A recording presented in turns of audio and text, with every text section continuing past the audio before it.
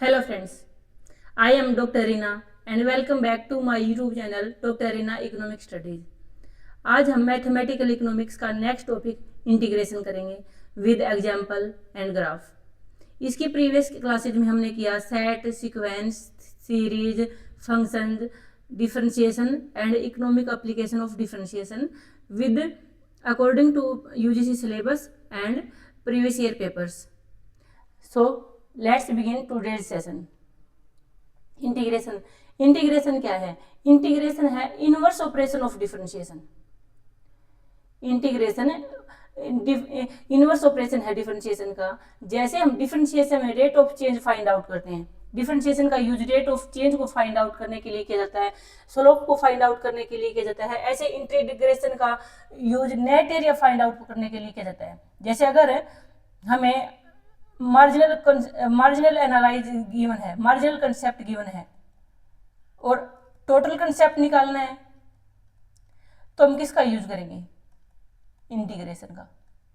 और अगर total concept given है और मार्जिनल फाइंड आउट करना है तो हम डिफरेंशिएशन का यूज करेंगे। और कोई जैसे इंटीग्रेशन क्या होता है? इंटीग्रेशन को हम क्या कहते हैं? इंटीग्रेशन होता है summation. Net area find out करते हैं ना, ये होता है समेशन। और समय इसका सिंबल या इसका इंटीग्रेशन का सिंबल क्या होगा? जैसे डिफरेंशिएशन को कोई function y is to f x है, इसको f के रिस्पेक्ट में डिफरेंशिएशन करना है तो हम dy अपॉन dx करते हैं इसमें। और इसका सिंबल क्या है? जैसे ये s है, इसी को जैसे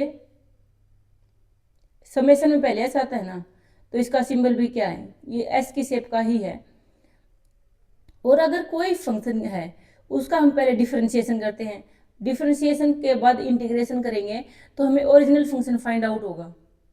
और अगर उस यही फंक्शन उसी का पहले इंटीग्रेशन करेंगे फिर डिफरेंशिएशन करेंगे तब भी हमें ओरिजिनल फंक्शन ही फाइंड आउट होगा। जैसे y is equal to x square है, इसका डिफरेंशिएशन करते हैं dy अपॉन dx, क्या होगा? 2x।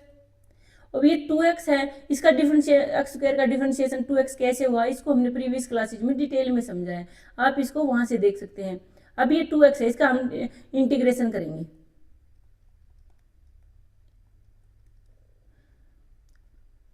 तो ये कांस्टेंट टर्म है, ये बाहर आ जाएगी और x का इंटीग्रेशन क्या होगा?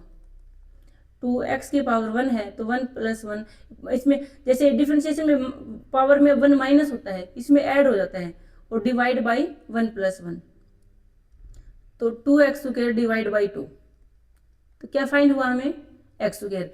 ये ओरिजिनल फंक्शन है, इसका डिफरेंशिएशन किया और इसका फिर हमने इंटीग्रेशन किया तो हमें ओरिजिनल फंक्शन मिला।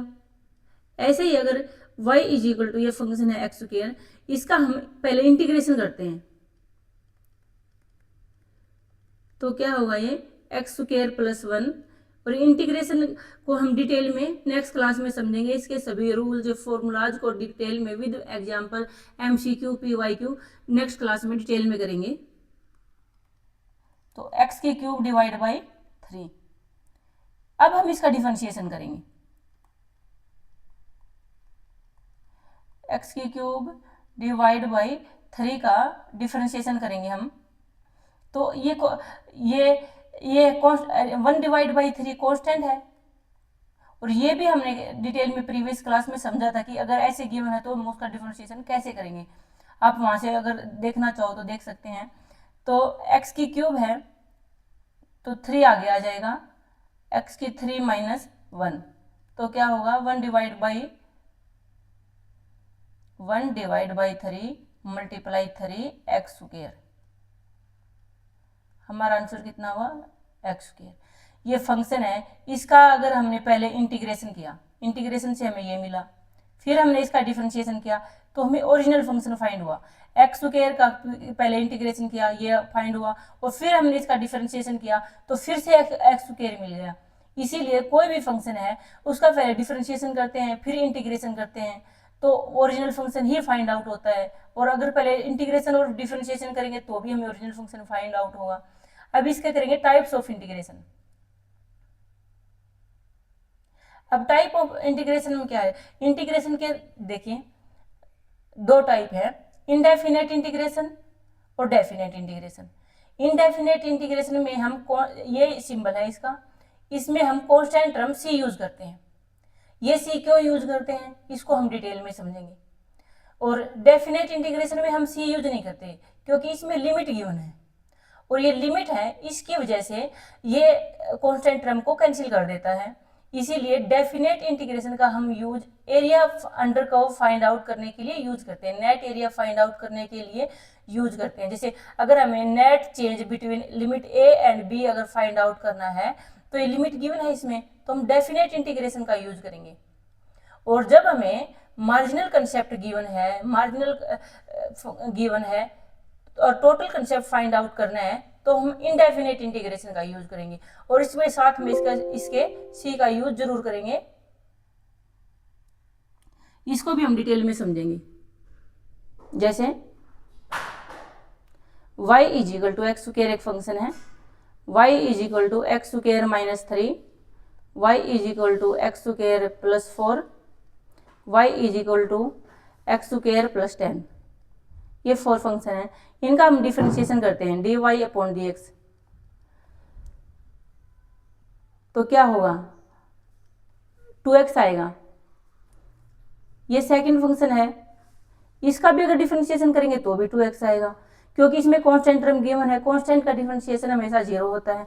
और इस थर्ड फंक्शन है, इसका डिफरेंशिएशन करेंगे तो भी 2x आएगा, क्योंकि इसमें 4 है, कांस्टेंट का डिफरेंशिएशन हमेशा 0 होता है, और इसका भी 2x ही होगा। अब ये जो डिफरेंशिएशन हमने किया है इसका हम इंटीग्रेशन करेंगे 2x dx, तो क्या होगा x 1 + 1 divide by 1 + 1, 2x square divide by 2। तो हमारा आंसर क्या हुआ x स्क्वायर। अगर हम इसके साथ कांस्टेंट टर्म c यूज नहीं करेंगे तो ये सिर्फ एक ही कर्व को, एक ही फंक्शन को रिप्रेजेंट करेगा। लेकिन ये क्या है, ये क्या प्रोवाइड करता है, ये है ये ऑल पॉसिबल सॉल्यूशन प्रोवाइड करता है। Infinite number of possible solution है, इन सभी का स्लोप सेम है, डेरिवेटिव सेम है, इसीलिए हमें इसके साथ वो कांस्टेंट टर्म c यूज करना जरूरी है। क्योंकि अगर हम कांस्टेंट टर्म यूज नहीं करेंगे सिर्फ एक ही कर्व को रिप्रेजेंट करेगा, एक ही फंक्शन को रिप्रेजेंट करेगा। लेकिन ये family of all possible solution provide करता है, और ये इसके अंदर क्या होता है, family of all possible anti derivative include होते हैं। इसीलिए इन सबको शो करने के लिए यहाँ पे c ऐड करना मोस्ट इंपॉर्टेंट है। और जब इनडेफिनेट इंटीग्रेशन क्या प्रोवाइड करेगा, फैमिली ऑफ कर्व। जैसे ये इनके जो इसका कर्व, ये जो हम c इंट्रोड्यूस करेंगे इसकी वजह से वर्टिकल शिफ्ट हो जाएगा, और इसकी वजह से इसके जो कर्व हैं ये कभी ये भी एक दूसरे के साथ इंटरसेक्ट नहीं करेंगे, और पैरेलल होगा, ये कर्व हमेशा पैरेलल होंगे, इनके बीच का डिस्टेंस हमेशा सेम होगा। इसीलिए इनडेफिनेट इंटीग्रेशन में c यूज करना मोस्ट इंपॉर्टेंट है, क्योंकि इसका जब c यूज करते हैं तो ये फैमिली ऑफ कर्व प्रोवाइड करता है और family of all possible anti derivative provide करता है। इसीलिए यहाँ पे c यूज करना मोस्ट इंपॉर्टेंट है।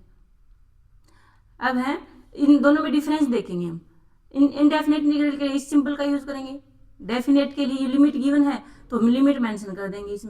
इसमें क्या family of plus c use करते हैं तो क्या ये फैमिली ऑफ को प्रोवाइड करेगा, और ये सिंगल नंबर प्रोवाइड करेगा, क्योंकि हम इसमें नेट चेंज फाइंड आउट करते हैं, एरिया फाइंड आउट करते हैं। इसमें c एसेंशियल है, इसमें लिमिट कैंसिल कर देती है कांस्टेंट को। अगर इनडेफिनेट इंटीग्रल का हम कब यूज करते हैं, जब हमें टोटल कॉस्ट फाइंड आउट करना हो, total revenue total find out करना हो, मार्जिनल से टोटल फाइंड आउट करना है तो इनडेफिनेट का यूज करेंगे। और हमें consumer surplus, producer surplus, dead weight loss के लिए हम डेफिनेट इंटीग्रल का यूज करेंगे। इसका ग्राफ वर्टिकल शिफ्ट हो जाएगा जैसे हमने समझा था अभी। और ये क्या है, शेडेड एरिया होता है बिटवीन लिमिट्स के बीच में शेडेड एरिया फाइंड आउट करने के लिए हम डेफिनेट इंटीग्रल का यूज करेंगे। जैसे ये डेफिनेट इंटीग्रल है, अगर हमें अब ये शेडेड एरिया फाइंड आउट करना है जैसे 0 to 15, तो हम क्या यूज करेंगे, लिमिट गिवन है तो हम डेफिनेट इंटीग्रल का यूज करेंगे, और इसमें c कांस्टेंट टर्म यूज करते नहीं है। ये है इनडेफिनेट, जैसे ये कर्व है, जैसे हम इसमें टोटल फंक्शन फाइंड आउट करते हैं तो हम plus c constant term use करेंगे, तो ये हम इसका वर्टिकल शिफ्ट हो जाएगा और हमें फैमिली ऑफ कर्व प्रोवाइड करेगा। तो आज की क्लास में हम इतना ही करेंगे, कल हम करेंगे इसके फॉर्मूलाज, पार्ट्स डिटेल में विद MCQ PYQ डिटेल में करेंगे। अगर आपको वीडियो अच्छी लगी है तो लाइक करें,